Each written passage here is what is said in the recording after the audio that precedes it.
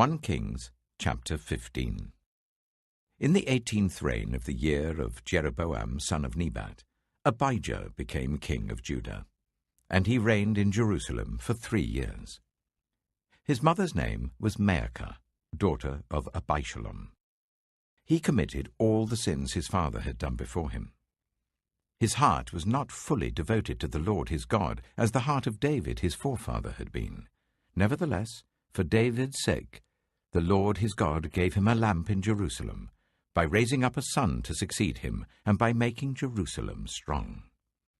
For David had done what was right in the eyes of the Lord, and had not failed to keep any of the Lord's commands all the days of his life, except in the case of Uriah the Hittite. There was war between Abijah and Jeroboam throughout Abijah's lifetime. As for the other events of Abijah's reign and all he did, are they not written in the book of the annals of the kings of Judah? There was war between Abijah and Jeroboam. And Abijah rested with his ancestors and was buried in the city of David. And Asa his son succeeded him as king. In the 20th year of Jeroboam king of Israel, Asa became king of Judah, and he reigned in Jerusalem for 41 years. His grandmother's name was Maacah, daughter of Abishalom. Asa did what was right in the eyes of the Lord, as his father David had done. He expelled the male shrine prostitutes from the land, and got rid of all the idols his ancestors had made. He even deposed his grandmother Maacah from her position as queen mother, because she had made a repulsive image for the worship of Asherah. Asa cut it down and burned it in the Kidron Valley. Although he did not remove the high places, Asa's heart was fully committed to the Lord all his life. He brought into the temple of the Lord the silver and gold and the articles that he and his father had dedicated.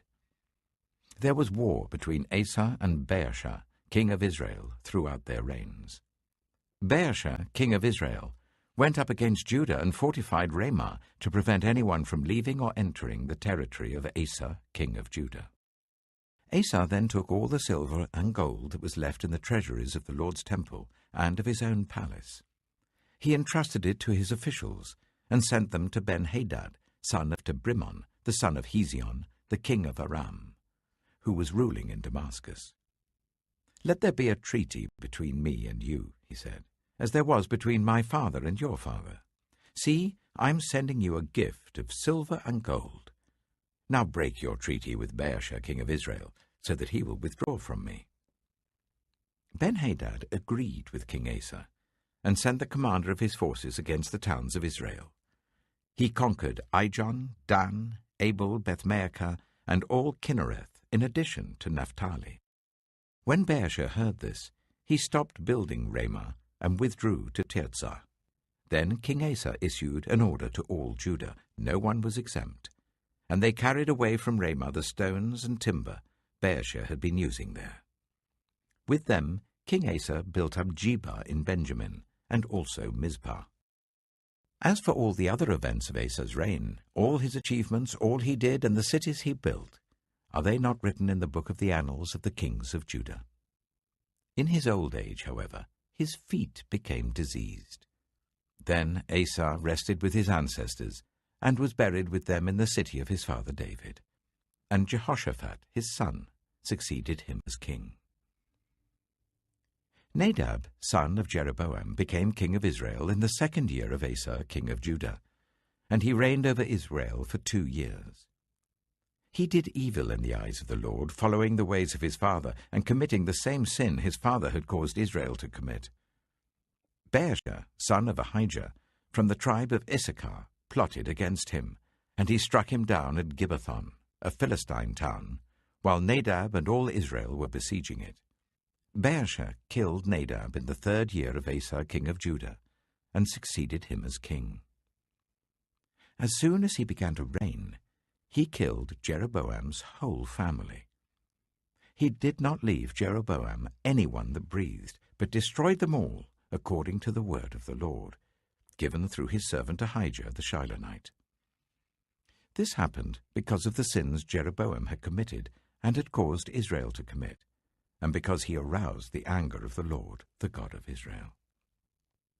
As for the other events of Nadab's reign and all he did, are they not written in the book of the annals of the kings of Israel? There was war between Asa and Baasha, king of Israel, throughout their reigns. In the 3rd year of Asa, king of Judah, Baasha, son of Ahijah, became king of all Israel in Tirzah, and he reigned for 24 years. He did evil in the eyes of the Lord, following the ways of Jeroboam, and committing the same sin Jeroboam had caused Israel to commit. 1 Kings chapter 16. Then the word of the Lord came to Jehu, son of Hanani, concerning Baasha.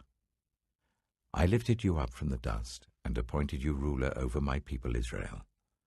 But you followed the ways of Jeroboam, and caused my people Israel to sin, and to arouse my anger by their sins. So I am about to wipe out Baasha and his house, and I will make your house like that of Jeroboam son of Nebat.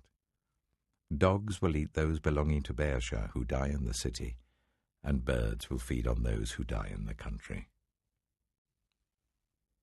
As for the other events of Baasha's reign, what he did and his achievements, are they not written in the book of the annals of the kings of Israel? Baasha rested with his ancestors and was buried in Tirzah, and Elah his son succeeded him as king. Moreover, the word of the Lord came through the prophet Jehu, son of Hanani, to Baasha and his house, because of all the evil he had done in the eyes of the Lord, arousing his anger by the things he did, becoming like the house of Jeroboam, and also because he destroyed it. In the 26th year of Asa, king of Judah, Elah, son of Baasha, became king of Israel, and he reigned in Tirzah for 2 years. Zimri, one of his officials, who had command of half his chariots, plotted against him. Elah was in Tirzah at the time, getting drunk in the home of Arza, the palace administrator at Tirzah. Zimri came in, struck him down, and killed him in the 27th year of Asa, king of Judah. Then he succeeded him as king. As soon as he began to reign and was seated on the throne, he killed off Baasha's whole family. He did not spare a single male, whether relative or friend. So Zimri destroyed the whole family of Baasha in accordance with the word of the Lord spoken against Baasha through the prophet Jehu, because of all the sins Baasha and his son Elah had committed and had caused Israel to commit, so that they aroused the anger of the Lord, the God of Israel, by their worthless idols. As for the other events of Elah's reign and all he did, are they not written in the book of the annals of the kings of Israel? In the 27th year of Asa, king of Judah, Zimri reigned in Tirzah for 7 days. The army was encamped near Gibbethon, a Philistine town. When the Israelites in the camp heard that Zimri had plotted against the king and murdered him, they proclaimed Omri, the commander of the army, king over Israel, that very day there in the camp. Then Omri and all the Israelites with him withdrew from Gibbethon and laid siege to Tirzah. When Zimri saw that the city was taken, he went into the citadel of the royal palace and set the palace on fire around him. So he died because of the sins he had committed, doing evil in the eyes of the Lord, and following the ways of Jeroboam, and committing the same sin Jeroboam had caused Israel to commit. As for the other events of Zimri's reign and the rebellion he carried out, are they not written in the book of the annals of the kings of Israel? Then the people of Israel were split into 2 factions. Half supported Tibni, son of Ginath, for king, and the other half supported Omri.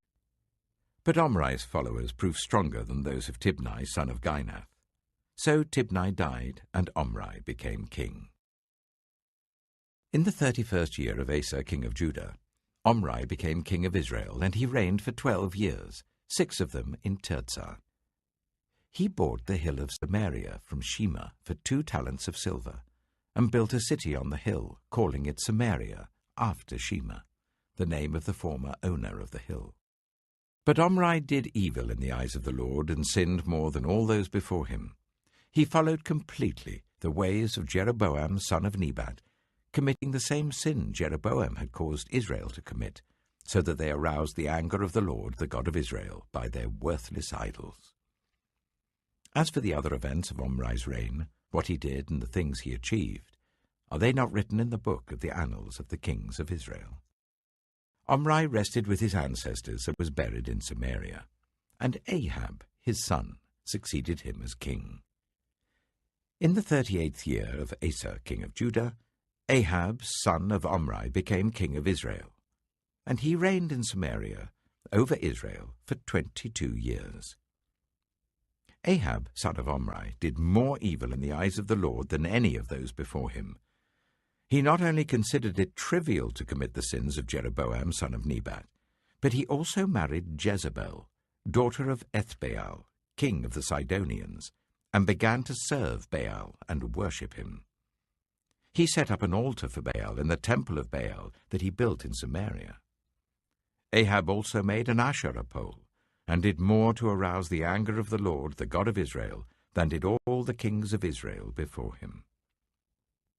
In Ahab's time, Hiel of Bethel rebuilt Jericho. He laid its foundation at the cost of his firstborn son Abiram, and he set up its gates at the cost of his youngest son Segub, in accordance with the word of the Lord spoken by Joshua, son of Nun. John chapter 18. When he had finished praying, Jesus left with his disciples and crossed the Kidron Valley. On the other side there was a garden, and he and his disciples went into it. Now Judas, who betrayed him, knew the place, because Jesus had often met there with his disciples. So Judas came to the garden, guiding a detachment of soldiers and some officials from the chief priests and the Pharisees. They were carrying torches, lanterns, and weapons. Jesus, knowing all that was going to happen to him, went out and asked them, "Who is it you want?" "Jesus of Nazareth," they replied. "I am he," Jesus said.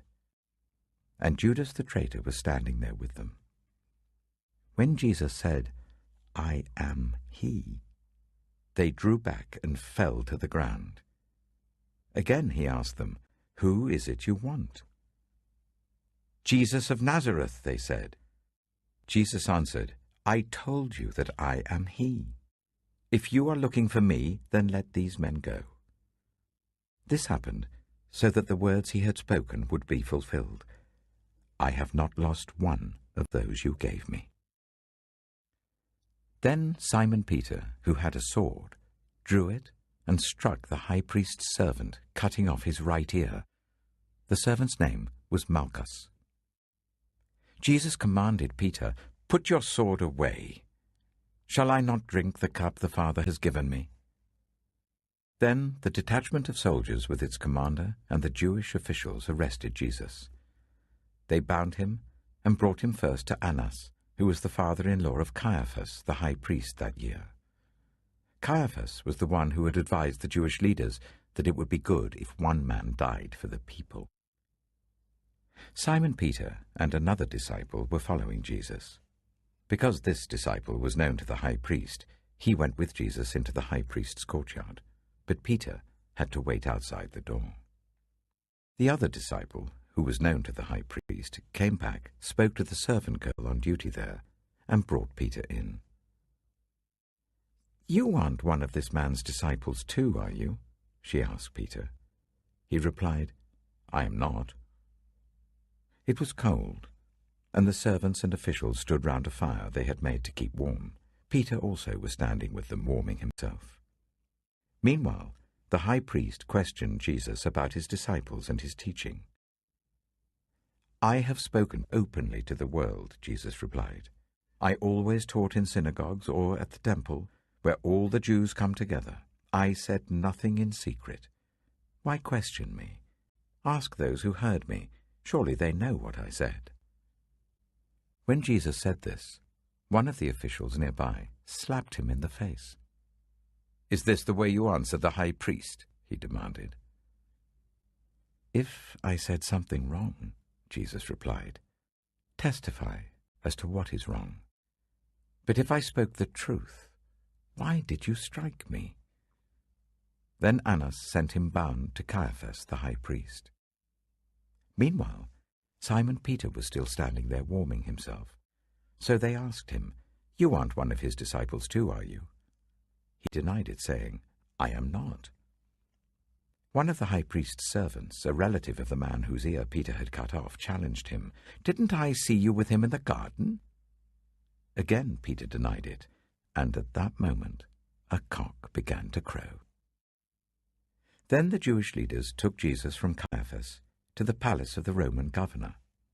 By now it was early morning, and to avoid ceremonial uncleanness they did not enter the palace because they wanted to be able to eat the Passover. So Pilate came out to them and asked, "What charges are you bringing against this man?" "If he were not a criminal," they replied, "we would not have handed him over to you." Pilate said, "Take him yourselves and judge him by your own law." "But we have no right to execute anyone," they objected. This took place to fulfill what Jesus had said about the kind of death he was going to die. Pilate then went back inside the palace, summoned Jesus and asked him, "Are you the king of the Jews?" "Is that your own idea?" Jesus asked, "or did others talk to you about me?" "Am I a Jew?" Pilate replied. "Your own people and chief priests handed you over to me. What is it you have done?" Jesus said, "My kingdom is not of this world.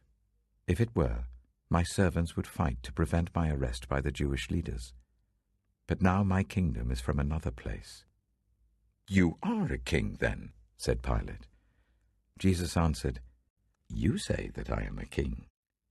In fact, the reason I was born and came into the world is to testify to the truth. Everyone on the side of truth listens to me." "What is truth?" retorted Pilate. With this he went out again to the Jews gathered there and said, "I find no basis for a charge against him. But it is your custom for me to release to you one prisoner at the time of the Passover. Do you want me to release the King of the Jews?" They shouted back, "No, not him. Give us Barabbas." Now Barabbas had taken part in an uprising. Psalm 121. I lift up my eyes to the mountains.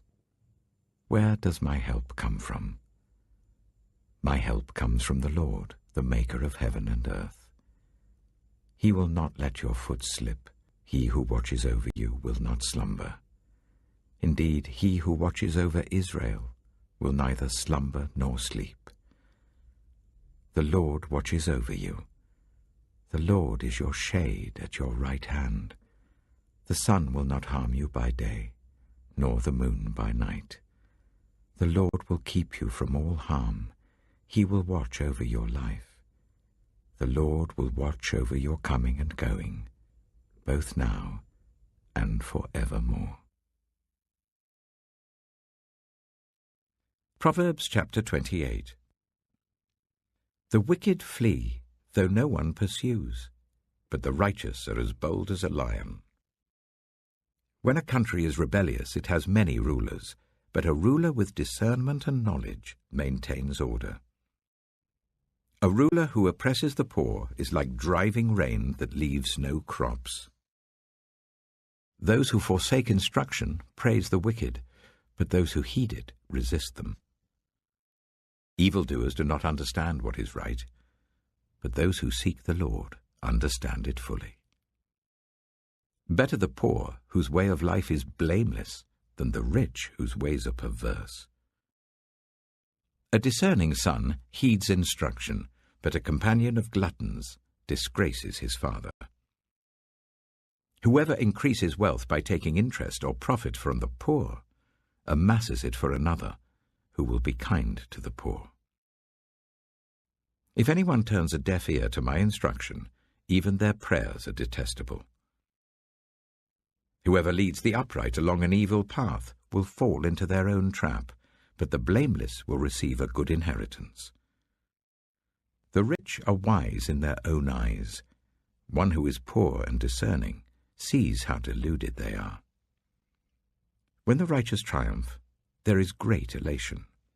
But when the wicked rise to power, people go into hiding. Whoever conceals their sins does not prosper, but the one who confesses and renounces them finds mercy. Blessed is the one who always trembles before God, but whoever hardens their heart falls into trouble. Like a roaring lion or a charging bear is a wicked ruler over a helpless people. A tyrannical ruler practices extortion, but one who hates ill-gotten gain will enjoy a long reign. Anyone tormented by the guilt of murder will seek refuge in the grave. Let no one hold them back. The one whose way of life is blameless is kept safe, but the one whose ways are perverse will fall into the pit. Those who work their land will have abundant food, but those who chase fantasies will have their fill of poverty. A faithful person will be richly blessed, but one eager to get rich will not go unpunished. To show partiality is not good, yet a person will do wrong for a piece of bread. The stingy are eager to get rich, and are unaware that poverty awaits them. Whoever rebukes a person will in the end gain favor, rather than one who has a flattering tongue.